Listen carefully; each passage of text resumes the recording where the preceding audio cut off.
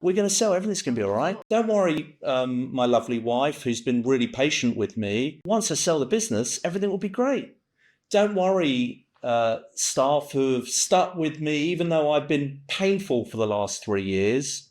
Everything's going to be all right. We're going to, and you convince yourself you're going to have answers for everyone, and everyone will be okay with it. And then the completion happens, and nothing changes, except you're now no longer a business owner.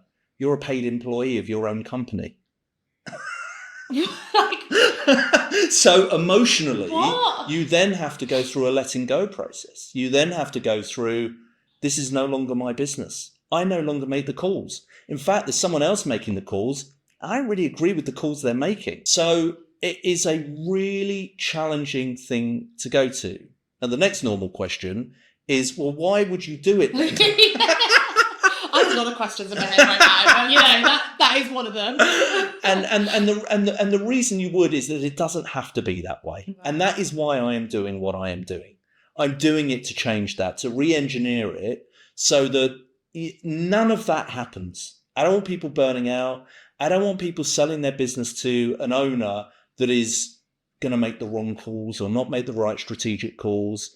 There is a way to do it where everyone wins, and it needs to be re-engineered to deliver that. I mean, okay, so much there. It's put me off everyone. So it's fine. But I mean, when you said, you have to, nothing changes, but you're just an employee. I was like, that's one of the worst nightmare ever.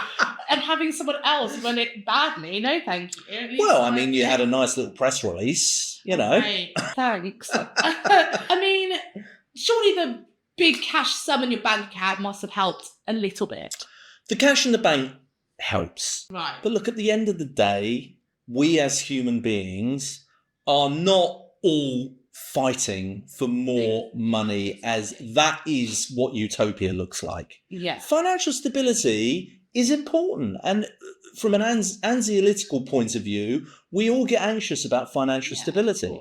So that's important, but it's not everything. And I think when you're selling your company, you convince yourself that that's going to be the answer.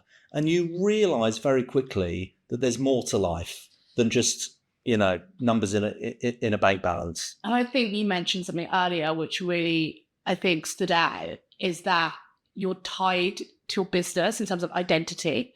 I think that a lot of people sell the business and then they ask themselves the questions, well, who am I now? Because they consider themselves the business as one. And I ask so many business owners these questions because I do so much self-development work with business owners. And I'm always asking them, okay, questions about themselves, like what do you like to do? What drives you? What are your personal goals? And every answer they give is about the business. And I'm like, no, you. Like, what do you want to achieve? What does success look like to you personally, not the business? They can't answer that. They actually don't know how to separate themselves from the business. They are one. And so I guess if they're selling the business, are they essentially selling an essence of themselves? Yes, all of that. And look, the reality is when most people in the workplace are wearing some form of mask, right? They're not being themselves. They're being a version of themselves that they think they ought to be, based on people they've worked with, that they've seen, or maybe based on a parent or, something like that. But they're not truly being themselves. We're an edited version of ourselves. And I think as leaders, you are forced to be that, right? Because you're not allowed to be weak.